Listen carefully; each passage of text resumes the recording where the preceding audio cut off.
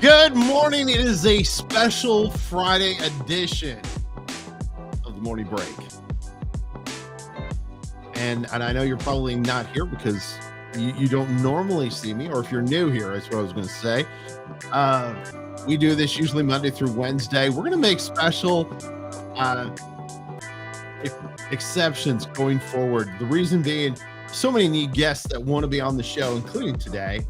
My buddy Anthony's going to be with us, and Anthony Curnutt, he does a show called it's a podcast, by the way, and and I'm going to have him explain a lot more about it. And you know what I just did? I just totally killed the name of his show. How terrible is that? It's here somewhere. It's in my paperwork. I got lots of paperwork. Really don't use much of it. It's called Real Men Talk. It's obvious I don't use very much of it because it's all there, and I had to flip 20 pages to find the name of the show. Anthony's going to be with us. We're going to talk about being a real man. We're going to do that coming up in a little bit. Real men like to eat. By the way, today is National Gingerbread Cookie Day, just so you know. I had to do a special, even if Anthony hadn't been out, I had to do a special show about gingerbread cookies. And also, today is National Stuffing Day. Now, here's the big debate, and I find this to be very interesting. A lot of people talk about this, but is it stuffing or dressing? Which camp do you? I think in my family we've always called it stuffing. I didn't know that there was as big a debate as there has been about it since I started mentioning it 3 weeks ago on the show, and now there is team stuffing and there is team dressing. And to be honest with you, and I probably should. I should probably do some more research on that and figure out the difference. And I'm sure there is a difference between stuffing and dressing. Maybe Anthony knows. We'll ask him later in the show. By the way, we are 1 week away from Black Friday. And here's my opinion on this. And I don't know how I feel about this. Have you noticed Black Friday no longer is really Black Friday, but it's October till Christmas? Yeah, big study about that. Retail study showing that retailers are pushing Black Friday all the way into October. They found an advertising this year for Black Friday, but I get it, and I get it. They're trying to sell more. It looks like this year, Christmas shopping and Christmas spending going to top the 1 trillion. That's trillion with a T. More and more people are going to be using credit cards. In fact, 42% of Americans said they're going to be using credit cards this year and putting stuff on their credit cards. And in fact, this coming weekend, Thanksgiving weekend, they're going to put a lot on their credit cards. The report says somewhere around $127 billion will go on your credit card. Are you one of those people? Do you put Christmas presents on your credit card and then regret paying your January bill? Yes, I do. I try not to. We say every year, Kristen and I say every year that we're not going to, that we're not going to let this become part of our landscape for the new year. But unfortunately, the reality is it does happen.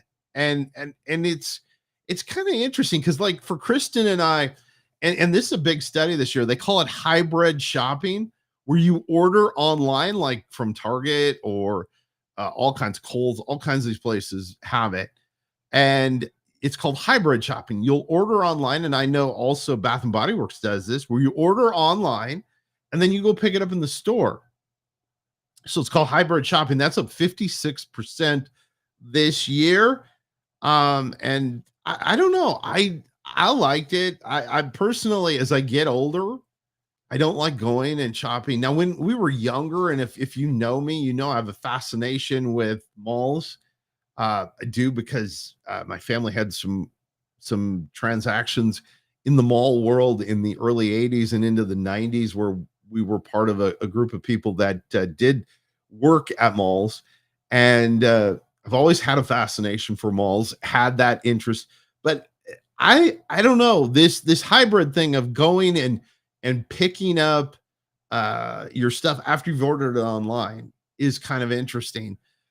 other interesting thing before we leave the topic of shopping, Thanksgiving, and the holidays, interesting thing this year is this is the first year we're going to top over 50% of people shopping digitally, meaning they're using Amazon, they're using apps. I have apps on my phone now where the company's Nordstrom's is notorious for this. In fact, to the point I have now turned off. Sorry, guys. Hey, listen, I'm from Seattle. I love Nordstrom's. It's one of my favorite stores, but I've turned off your notifications because I get 3 of them a day during this time of year.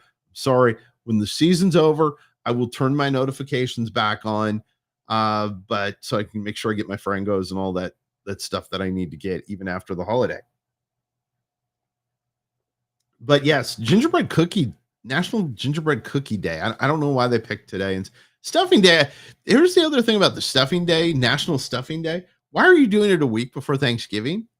I'm not throwing any shade. I love stuffing, but a week before Thanksgiving, I don't know. It just feels wrong. Hey, listen, I want to thank the great folks at 7 Weeks Coffee, 7weekscoffee.com. Use the promo code ATV10 when you shop. And I've talked about this a lot, and you've heard me say it here on the show, is that small roasted, small batch coffee is a game changer.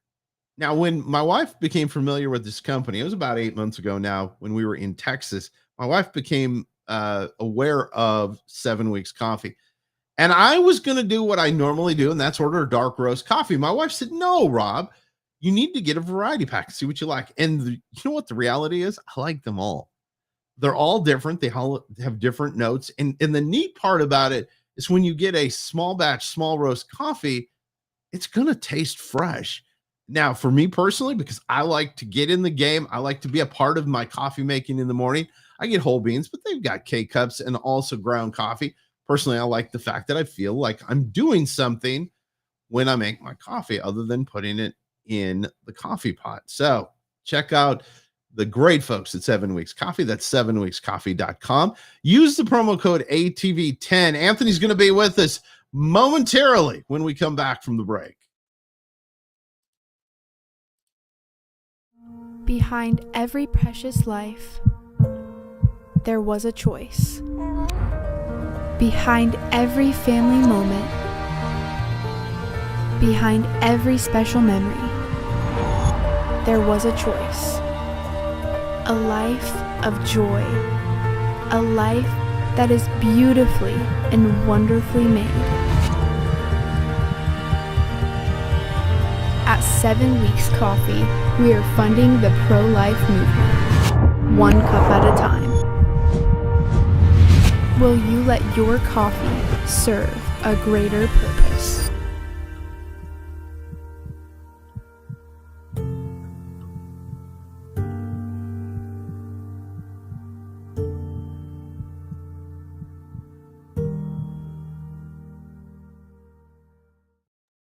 Love the great folks. 7 Weeks Coffee. Use the promo code ATV10. And this dude, this guy's been like a friend of mine. If I could grow a beard like this, I would totally rock one. But I look homeless every time I let my beard. This is about as far as I go. And then I just look homeless. But Anthony Curnutt is with us. I say it right? Did I get it right? Curnutt. Curnutt. Yeah, it's all right. I don't mind. I get called all kinds of stuff. I do too. My last name is like a train wreck for most people. But he's got a great thing. And congratulations, buddy. By the way, 200 episodes.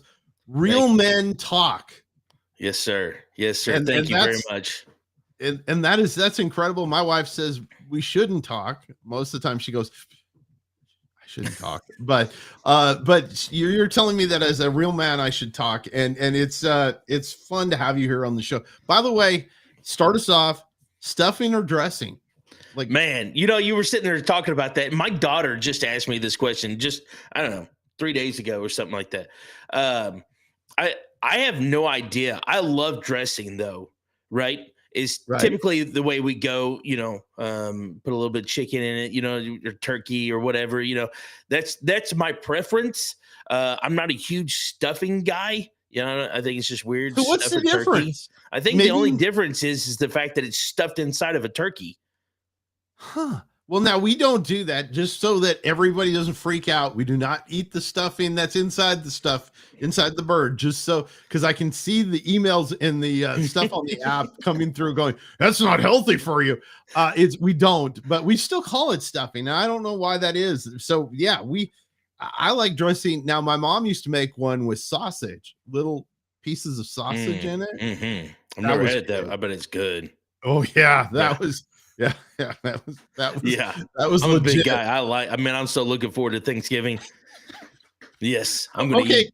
so I've been doing this because I kicked off the month about being thankful and stuff, and so I started talking about food because that's what I'm thankful for as a guy. Um, and so, what is the one thing that you look forward to next week for Thanksgiving? What are you looking forward to? The one food item during Thanksgiving you're looking forward to? Oh man, if I could pick one thing, it's got to be turkey. No, Okay, no, so no, no, ham. No, it's got to be ham. It'd be protein. it's both. We're gonna go with both. See, I saw this trending thing, and I'm not. My wife won't let me in the kitchen because I'll burn the house down. So I suggested this. There is this big trend out there now about crock pot turkeys, where you No. put the turkey in the crock pot, and then you put cranberry sauce over top of it. No, I'm no, just not sure. I'm not sure no, how I feel. I feel no. conflicted, Anthony. Listen, I know this is live. This may be conflicted. I'm a man. I'll smoke my turkey, and because that's what we do, right? We smoke meats. Well, and here's the thing that Jason's doing. He's deep frying his. Oh, they're good deep fried too. Jason Webb, my co-host on Thrive, he's going to Phoenix actually, and he's going to deep fry a turkey. That's one of two turkeys he's doing. Yeah. And see, I don't know. For me, and this is tough because I like smoked meat, I like deep fried stuff, but to me on Thanksgiving, it's kind of a holiday thing, and it's got to be the roasted turkey. It just turkey feels like Charlie Brown, Macy's Day Parade, and smoke and turkey that is roasted, just regular good old fashioned turkey. Well, you can't go as long as it's juicy. You know what I mean? That's I'll eat it. It doesn't matter what it is. worst thing that ever happened. So you know this, but some of our viewers probably don't. Is Chris and I only been married 4 years, and so year one, I thought I was going to get really smart and make turkey, and that thing was so dry. It had desert feel to it. It was so dry. It would just disintegrate right there on the plate. That's funny. Yeah. So that was the last time my wife let me in the kitchen during the holidays. And that's kind of it. Now I want to ask you a question because I love this. You talk about biblical masculinity. Yes. And tell everybody a little bit about your definition of this. And because I really believe we live in a time now where men are hurting first and foremost, and men are like struggling to figure out their identity. Yes. Well, I mean, that's key right there, Rob. With culture the way that it is, right? I mean, we cannot define a woman, and if you cannot define a woman, you cannot define a man. Yep. We have no idea who we are. We're being pulled by feminists. We're being pulled by this. We're being pulled in all these different directions. We have no idea who we are, what we're supposed to be. And culture, even when it does tell us what we're supposed to be, we're supposed to be these hard, unemotional, tyrants that rule everything that we do. You know what I mean? And that's not biblical. The Bible talks about us serving our wives as Christ served the church, and loving our wives as Christ loved the church. And when you look at Christ, he was a servant leader. So as a man, when you look at biblical masculinity, you could always go to Jesus, right? He was the most biblical masculine man. So if you want to know what a man is supposed to be, you look at Jesus. Jesus served the church. He washed his disciples' feet. It's funny.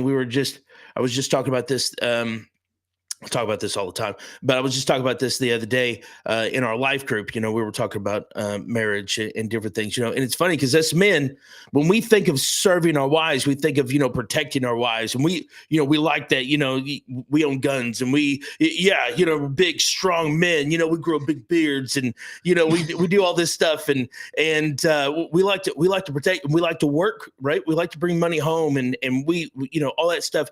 But what about washing the dishes? Right? What about serving her in the capacity that she needs to be served? What about giving her a break from the kids? What about, all of these things that she needs that Jesus cares enough about us to do, right? I mean, he washed his disciples' feet. It was a servant position to do. And when it comes to serving our wives and when it comes to serving our families, if you're going to lead properly, you need to lead from a place of servanthood. I love that. And it's sometimes like it's, and especially I've found, and again, I am not an expert when it comes to marriage. 4 years does not count yet as even knowing anything, but it's even the little things. It's like helping with things that they may not think of. Mm-hmm. And it got to be honest, as a guy, we don't sometimes think of. It becomes right. A light bulb moment. I go, ooh, I could do that. And then she goes, that was awesome. And I'm like, huh. I should have done that before. Yes. I've been married for 23 years and it's still that way sometimes. But I think that's so important because men, I think, struggle with, and we don't like to talk about it, but we struggle with our identity of like, hey, listen, am I important? We may not say it. We may not come out and verbalize, hey, listen, I need to know that I'm important and valued in your life. And sometimes, we as men act tough. We do the things, like you said, I'll go mow the lawn. I'll go do these things that need to be done. And I think really God wants us to be affirmed by our mate. And sometimes we need to affirm our mate. Don't you? I mean, as real men, I think culturally, we've forgotten that our wife is our helpmate. And sometimes we forget to tell them, hey, listen, I appreciate you. I appreciate you doing this for me. Whoa, yeah, 100%. Well, here's the thing. When you look throughout the parables that Jesus talked about the pearl, right? And finding the pearl, and then the person goes back and sells everything he has and comes back and buys that pearl, right? And there's a lot of context we don't have time to fill in there, but that's the way Jesus viewed the church, right? He gave everything for the church. And when you look at the mandate on a man's life to serve his wife, to serve his family, it is the same thing. Yes, we absolutely should affirm. My wife, even though it doesn't always feel that way, right? I mean, let's be honest, right? We're two imperfect people in an imperfect world. We both get on each other's nerves. I'm sure that I get on her nerves a lot more than she does mine. But but here's the thing: she is the greatest gift God has given me outside of my salvation, outside of Himself. Right. And she needs to be treated as that gift. If somebody gives you a precious gift, I tell you what, I have a gun my dad gave me whenever I was young. It's a 30-30, and it was passed down to him. It is, and I don't even take that gun hunting anymore. Right. It's valuable. I don't want anybody to touch it. I don't want anybody, right. And it is a precious gift to me. My wife is a precious gift to me. My children are a precious gift to me that needs to be treated as a gift. They need to be treated not as a possession, as the world would almost portray them as, right? But as a gift. Don't get me wrong. I'm still the man of the house. I still have decisions to make. I still have to be a father. I still have to discipline, right? Because I love them, right? But in that sense, they are gifts and they should be treated like that. And yes, our wives should be affirmed consistently. My wife should never go, in my opinion, my wife should never go a day without realizing how beautiful and amazing she is. And I think that that's so important, and our culture has gotten to a point, and maybe I just look at it this way, but you can tell me, is where for us men we have to be almost separate. Like we're not a couple as a husband and wife, but these are the things that I do, and and we've almost like, it's this, I call it a man cave theory, where I go to this place and this is where I am. My wife does whatever she does, but I don't think that's really biblical. And now, don't get me wrong, there are times we both need our separate Right. spaces. Yes. And please don't send hate mail going, Rob, I need my time alone. I do too. I get that, man. But I think we've become almost like couples are separated, but and then trying to function together. What do you think? Right. Well, I think it's a lot of it has to do with the culture of me, right? Our culture has created this space of everything that I do, everything that I am is about me, right? How do I gratify me? How do I appease me? Yes. And you're right. There are moments when we need our alone time, right? It's important for her to have Christian women in her life to to help her to answer questions that she don't want to talk to me about, to talk about women things, to all that stuff. And it's important for me to have men in my life that help me become a better man, to talk about things that I don't necessarily want to talk to her about, stuff like that. I mean, we're men, they're women. Yep. We don't understand everything, right? Or anything. Or anything. That's right. Or anything. 100%. I was Anthony's bold there. We don't understand everything. Just be honest with you. If you're a guy watching this, we don't understand a thing. We're guessing most of the time. Most of the time, right? If only, I say all the time, I wish God would just use like flashing billboards, right? It would be so much easier. Oh my goodness. Trying to figure everything out, because there's no blueprints for life, right? You know what I mean? My marriage looks different than your marriage, and my family looks different than your family, and everybody's looks different, right? It's just, it's the way it is. But what we have to understand is that our marriages are a testimony of, so what's so vitally important about a marriage, it is the perfect representation of Christ's relationship with the church, right? So our marriages are a living testimony of Christ's relationship with the church. And if we understand that it needs to be nurtured as that, just like we have to spend time with Christ, right? We need devotion. We have to be intentional about our devotion time, our prayer time, to grow it closer to. The same thing applies to our wives, right? We have to be intentional about growing closer to her. Never stop dating her, always loving on her, right?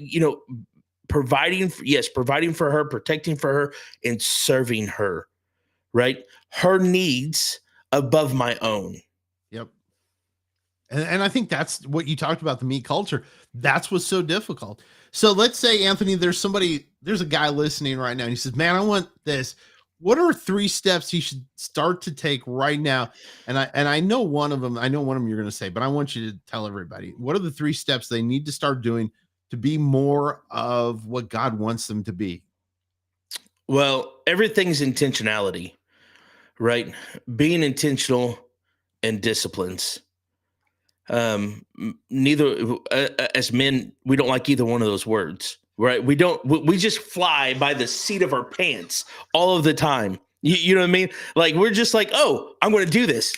Boom. I'm going to do it. Right. We don't think things through. We don't, we just do, but being intentional and being disciplined. Whenever I say being disciplined, you have to be in your word. Right? I tell people a minimum of 4 times a week. There are so many studies about the life of a man that is in his word at least 4 times a week. And I say this because everybody's like, oh, you should be in your word every day, and you should be. But let's be real honest. We all have lives. Things happen, right? Be intentional about a minimum, right? We're talking minimum of 4 times a week, right? be in your word, praying. We're going to put those two together, right? Be in your word and praying, and be intentional about your leadership, right?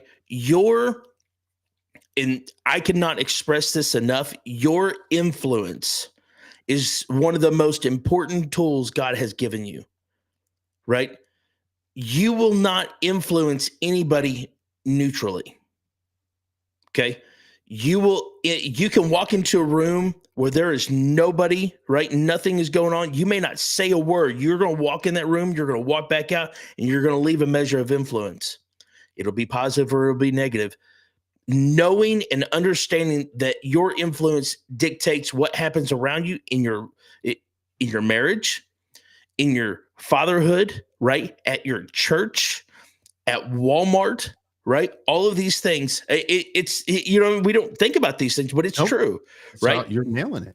And then also find brothers. Yep. Find brothers. You have to have other men in your life. It is another tool that God has given us. I tell people all the time, I look at Jesus in the garden, right? So Jesus is getting ready to be crucified, and he's in the garden. He's praying. He said, Lord, if there's any other way, let this cup pass me by, but your will, not my will, right? Peter, James, and John was sitting on the outside of the garden. They were supposed to be praying. Jesus comes back to me. He's like, hey, could you not pray with me for 1 hour? Right?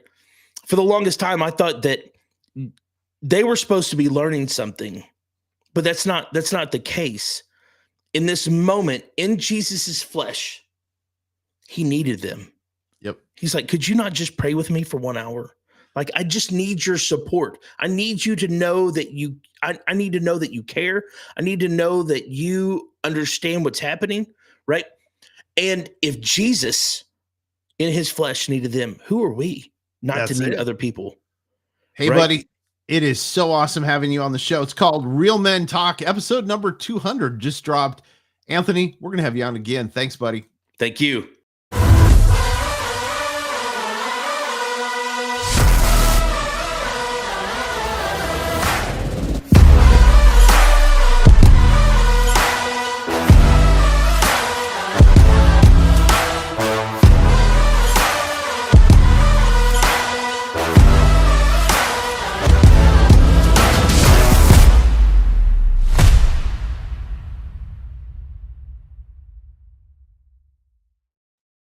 Great event coming up next year, Orlando, Florida. We're going to be there. We hope you are also.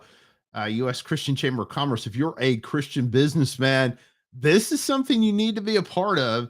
And we are super excited about that. Thanks to Anthony for being with us. Real Men Talk, 200 episodes.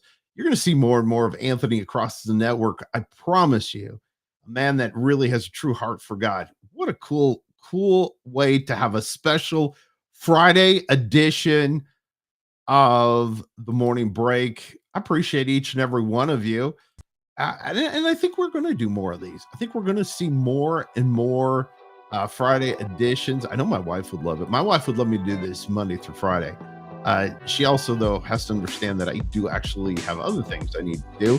But I appreciate you. Hey, remember, you can find us on the app, on Abundant TV, or on your favorite social media platform, including LinkedIn.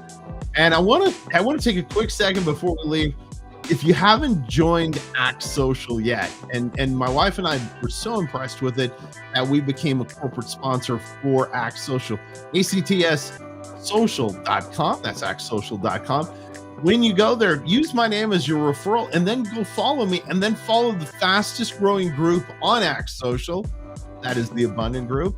And it has been a blast. Thanks again to Anthony for being with us on the special Friday edition of Morning Break. We'll see you Monday. Man, just around the corner. We'll see you then.